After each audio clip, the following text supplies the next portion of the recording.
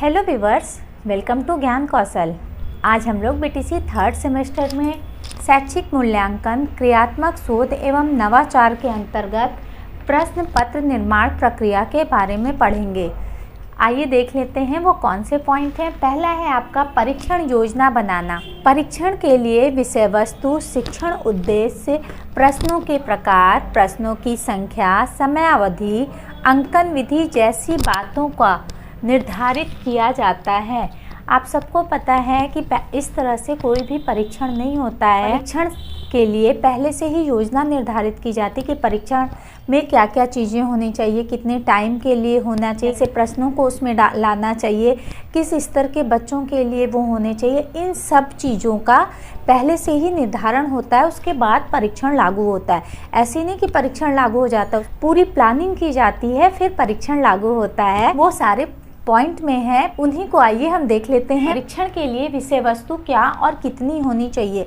परीक्षण में विषय वस्तु निर्धारित होनी चाहिए कि कितनी होनी चाहिए और क्या क्या चीज़ें उन विषय वस्तुओं में ऐड करनी चाहिए। ना उससे ज़्यादा होना चाहिए ना उससे कम। नेक्स्ट पॉइंट है प्रश्नों के आकार कैसे होने चाहिए। ये भी निर्धारित किया जाता है कि क्या प्रश्नों के आकार बहुत बड़े होने चाहिए या बहुत छोटे होने चाहिए।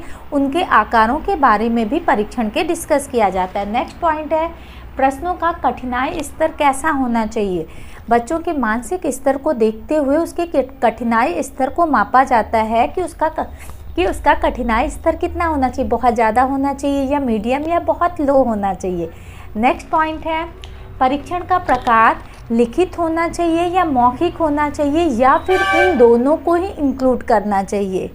नेक्स्ट पॉइंट है परीक्षण की समय अवधि कितनी होनी चाहिए, 1 घंटा, 2 घंटा, 10 मिनट, 5 मिनट, कितनी समय अवधि परीक्षण की होनी चाहिए। परीक्षण की योजना बनाने से पहले इन सारी बातों पर डिस्कस होता है। आइए नेक्स्ट पॉइंट की तरफ चलते हैं। नेक्स्ट पॉइंट है आपका ब्लूप्रिंट। इसका उपयोग छात्रों के अधिगम आकलन से किया जाता है। यह तकनीकी रूप से एक कार्य योजना का विस्तृत विवरण होता है। इसका प्रयोग उन क्षेत्रों में होता है जहां विस्तृत कार्य हेतु नियोजन की आवश्यकता होती है। शिक्षा में अनुसंधानकर्ता एवं प्रशासकों द्वारा ब्लूप्रिंट तैयार किया जाता है। प्रश्न पत्र निर्माण की आधारशिला ब्लूप्रिंट है। जैसा कि आप देख रहे हैं, इसमें लिखा है कि छात्रों के अधिगम आकलन यानी छात्र कितना सीखा है इसका आकलन करने के लिए ब्लूप्रिंट का निर्माण किया जाता है। इसमें कार्य योजना का विस्तृत विवरण होता है, मतलब किसी एक पक्ष का नहीं होता है। इसमें कार्य योजना पूरी जो होती है उसका पूरा विस्तृत वर्णन इस ब्लूप्रिंट के अंतर्गत होता है कि कार्य कैसे, कब, कहाँ, कितनी मात्रा में। हर एक पॉइंट में विस्तृत जो विचार होते हैं वो ब्लूप्रिंट के ही माध्यम से होते हैं। इसका प्रयोग वहाँ होता है जहाँ विस्तृत कार्य योजना की ज़रूरत होती है। ब्लूप्रिंट हर जगह नहीं होता है, जहाँ बहुत विस्तृत कार्य योजना होती वहाँ ब्लूप्रिंट योजना लागू होती। ये ब्लूप्रिंट अनुसंधानकर्ता या प्रशासकों द्वारा ही तैयार किया जाता है, यानी प्रश्न पत्र की पूरी आधारशिला डिपेंड ही ये ब्लूप्रिंट पे होता है। प्रश्न निर्माण प्रक्रिया में ब्लूप्रिंट की भूमिका क्या है, तो इसमें है ब्लूप्रिंट प्रश्न पत्र निर्माण में गाइड के रूप में कार्य करता है। गाइड मीन्स सही मार्ग दिखाने वाला जो होता है उसे गाइड कहते हैं। तो गाइड के रूप में ये कार्य करता है कि कैसे क्या काम करना है, ये इसी के माध्यम से कर सकते हैं। नेक्स्ट पॉइंट है यह अधिगम उद्देश्यों को मूल्यांकन से जोड़ता है। इसके द्वारा अधिगम यानी बालक जो कुछ भी सीखता है उसका मूल्यांकन यानी उसका रिजल्ट क्या है, इससे उसको कनेक्ट कराता है। तो ये परीक्षण योजना है, आप इसे देख लीजिए। नेक्स्ट हेडिंग है आपका संपादन एवं अंक निर्धारण। यह कार्य मुख्य रूप से परीक्षण या परीक्षा नियामक प्राधिकारी के मुख्य अधिकारी या अल्प सीमित सदस्य वाली समिति करती है कि परीक्षण में किस प्रश्न को कितने अंक दिए जाएं। आपका अंक का निर्धारण ये समिति करती है, जो कि परीक्षा नियामक प्राधिकारी होते हैं। वो ये करते हैं कि किस प्रश्नों को कितना अंक निर्धारण किया जाए। जैसे आप बीटीसी में हैं, आप देखते होंगे कि आपका अंक दिया होता होगा, क्वेश्चन दिया रहता है, उसके बाद में उसका अंक दिया रहता है। जैसे वैकल्पिक तो उसको 1 नंबर दिया जाता है, अति लघु को भी 1 नंबर दिया जाता है, लघु को 2 नंबर दिया जाता है। तो इन अंकों का निर्धारण ये आपका प्राधिकारी ही करते हैं, कोई और इन अंकों का निर्धारण नहीं करता है। उसके अलावा अल्प सीमित सदस्य वाली समिति करती है कि अंक कितने देने चाहिए। नेक्स्ट हेडिंग है आपकी प्रश्नों की रचना करना। ब्लूप्रिंट्स के अनुसार प्रश्नों की रचना की जाती है।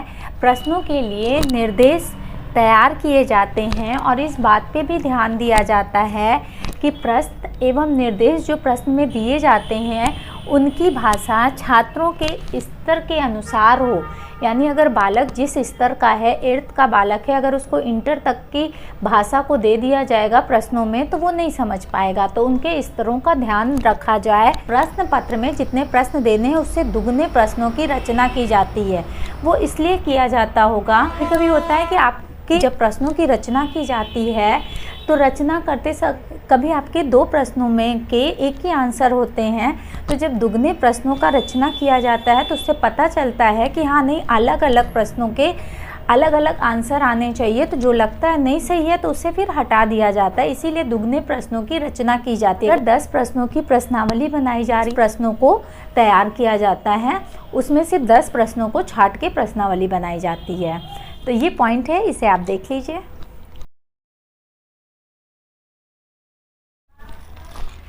आइए देख लेते हैं प्रश्नों के प्रकार कैसे होने चाहिए। इस डायग्राम के माध्यम से हम आपको समझा देते हैं। तो लिखित परीक्षा कितने प्रकार की होती है ये देख लेते हैं। निबंधात्मक प्रश्न, वस्तुनिष्ठ प्रश्न और लघु उत्तरीय प्रश्न, 3 टाइप की लिखित परीक्षाएं होती हैं। आप लोगों को पता है क्योंकि आप लोग एग्जाम दे के आए हैं। ये निबंधात्मक प्रश्न, आपको पता है कि निबंधात्मक प्रश्नों में किसी भी चीज़ों को ज़्यादा से ज़्यादा लिखना होता है, उसे निबंधात्मक प्रश्न कहते हैं।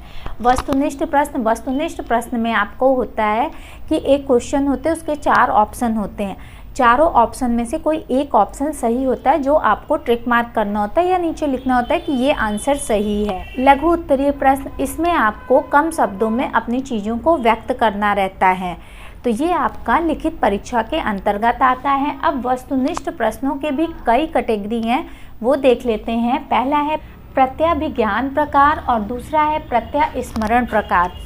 तो पहले आते हैं प्रत्याभिज्ञान प्रकार की तरफ, देख लेते हैं। पहला बहुविकल्पीय प्रश्न। जैसा कि हम आपको बता चुके हैं, बहुविकल्पीय में कोई भी क्वेश्चन देगा, उसके 4 ऑप्शन देंगे। चारों ऑप्शन में से जो सही ऑप्शन है आपको उसे ट्रिक मार्क करना होगा, उसे बहुविकल्पीय प्रश्न कहते हैं। नेक्स्ट है आप एकांतर क्रिया रूप में आपका होता है, कोई भी कथन दे दिया जाता है, उसके आगे हाँ या नहीं का ऑप्शन दिया जाता है। आपको लग रहा है वो सही है तो हाँ पे ट्रिक कीजिए, गलत है तो ना पे। हम आपको उदाहरण दे रहे हैं। 15 अगस्त 1947 को भारत आज़ाद हुआ था। ब्रैकेट में देगा हाँ और नहीं। आपको लग रहा है हाँ तो आप हाँ पे ट्रिक करेंगे, नहीं है तो नहीं पे ट्रिक करेंगे। ये आपका एकांतर क्रिया रूप के प्रश्न होते हैं। नेक्स्ट है आपका मिलान करो। मिलान करो में आपको दे देगा, इधर सारे राइटर्स दे देंगे, इधर उनकी कृतियाँ दे देंगी। कृतियाँ आपकी, जैसे अगर यहाँ दे रहा है आपके राइटर, तो उनकी कृतियाँ सामने नहीं होगी, उनकी कृतियाँ नीचे, ऊपर और कभी कभी सामने भी होती है। तो आपको उसमें मिलान करना है कि वो कृति किस राइटर की है, तो उसे मिलान करो कहते हैं। नेक्स्ट है आपका वर्गीकरण रूप। वर्गीकरण रूप में आपका ये दे देता है, अगर दे दिया आपका फर्नीचर, चित्र, टेबल, कुर्सी, कालीन, प्रेशर कुकर, तो आपको इसमें क्या अंतर लग रहा है वो आपको देख के वो ट्रिक मार्क करना है। तो आपका ये सारे फर्नीचर यानी ये रूम को डेकोरेट करने के लिए ये सारी चीज़ें, लेकिन प्रेशर कुकर अलग है, तो आप उसको देख लेंगे जो भी अलग है। वैसे ही क्वेश्चन को वर्गीकरण रूप कहते हैं कि सारे आपके एक जैसे होंगे, बस एक चीज़ें सबसे भिन्न होगी। नेक्स्ट है आपका सादृश्य अनुभव। जैसे आपका मलेरिया, मच्छर से मलेरिया होता है, उसके सामने दे देगा कि तब मक्खी से कौन सा रोग होता है, उस रोग का नाम आपको लिखना होगा। वैसे उस क्वेश्चन को हम सादृश्य अनुभव करेंगे। अब आइए प्रत्यास्मरण प्रकार की तरफ देख लेते हैं। प्रत्यास्मरण प्रकार के अंतर्गत पहला है आपका साधारण प्रत्यास्मरण, यानी सिंपल से क्वेश्चन दे देंगे। भारत की राजधानी कहाँ है, भारत के प्रधानमंत्री कौन है, सिंपल से क्वेश्चन जो आपके स्मरण शक्ति की पहचान कराता है कि आपको कितनी चीज़ें याद है, क्योंकि ये हर एक व्यक्ति को पता होता है, बस याद नहीं रहता है। तो उस याददाश्त को देखने के लिए ये साधारण प्रत्यय स्मरण के प्रश्नों को तैयार किया जाता है। नेक्स्ट है आपका रिक्त स्थान की पूर्ति। रिक्त स्थान की पूर्ति में आपका देगा भारत के प्रधानमंत्री डैश हैं, उस डैश की जगह आपको प्रधानमंत्री का नाम लिखना होगा। ये आपके सारे प्रश्नों के प्रकार हैं। तो अगर मेरी ये वीडियो आपको पसंद आई है तो प्लीज़ लाइक करिए, और अगर मेरे चैनल पे आप फर्स्ट टाइम हैं तो मेरे चैनल को सब्सक्राइब कीजिएगा और इस वीडियो को ज़्यादा से ज़्यादा शेयर कीजिएगा। मेरा एक और चैनल है एड्यूरिंग ब्यूटी, जो कि डिस्क्रिप्शन बॉक्स में उसकी लिंक दे दी जाएगी। वहाँ ऑनलाइन शॉपिंग की रिव्यू, होम रेमेडी द्वारा स्किन और हेयर केयर के बारे में बताते हैं, और अपने डेली ब्लॉग भी हम उसमें डालते हैं। तो इस चैनल पे इतना आप हमें सपोर्ट कर रहे हैं, उतना ही आप हमें उस चैनल पे भी सपोर्ट कीजिए। इसके आगे हम नेक्स्ट वीडियो में देखते हैं। तब तक के लिए गुड बाय।